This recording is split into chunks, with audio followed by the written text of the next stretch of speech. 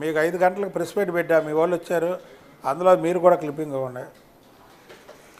పిచ్చి పిచ్చిగా మాట్లాడారు ఇప్పుడు వరకు. మళ్ళీ కొడాలి నాని గారు మళ్ళీ నిన్న పిచ్చిగా మాట్లాడాడు. మా చంద్రబాబు గారేమో గొడవలకు వెళ్ళొద్దన్నారు, ఈ చేయొద్దన్నారు. మళ్ళీ పవన్ కళ్యాణ్ గారు అంటున్నారు. ఎందుకంటే ఆయన మాటను కూడా మేము గౌరవించాలి. ఎందుకంటే ఆయన మా కూటమి నాయకులు, మా దాంట్లో ఒక ఇది కాబట్టి మేము ఆయన్ని కూడా గౌరవించాలి.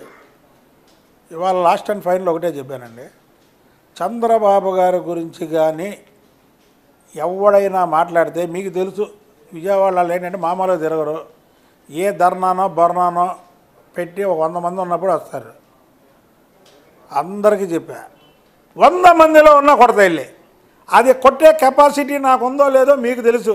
ఎందుకంటే మీకు 7 ఏళ్ళు ఇక్కడ పనిచేశారు కాబట్టి. ఎవడైనా సరే ఇంకా భువనేశ్వరి గారిని పర్సనల్గా మాట్లాడింది అది పక్కన పెట్టండి, దాని సంగతి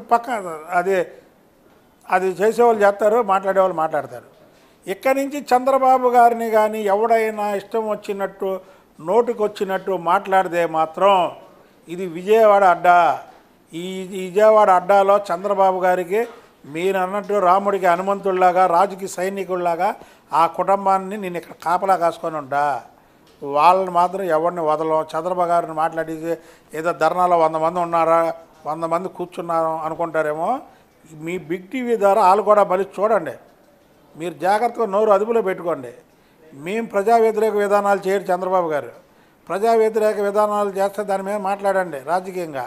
చంద్రబాబు గారిని ఎవడైనా టార్గెట్ చేస్తే మాత్రం 100 మందిలో ఉన్న వాడిని తంతాను. మీరు ఇది ఒకవేళ నిజంగా వాడు మాట్లాడితే రేపు జరగబోయేది ఇదే, మీరు చూడండి.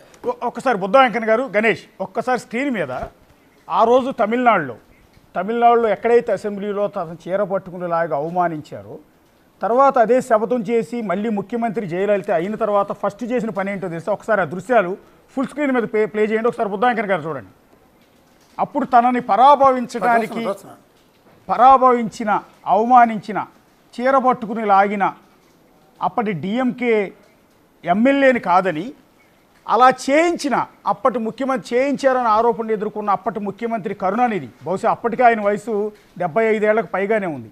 అలాంటి ముఖ్యమంత్రిని జయలలిత అలాంటి కరుణానిధి ఇంటికి పోలీసులు పంపి అంత పెద్ద వయసులో ఉన్న తనను అవమానించారని ఆరోపణలు ఎదుర్కొంటున్న కరుణానిధిని పోలీసులు ఏ రకంగా ఈడ్చుకొచ్చారో మీరు ఒకసారి చూడండి. ఆ రోజు అంత పెద్ద ఆయన్ని ఇంత దారుణంగా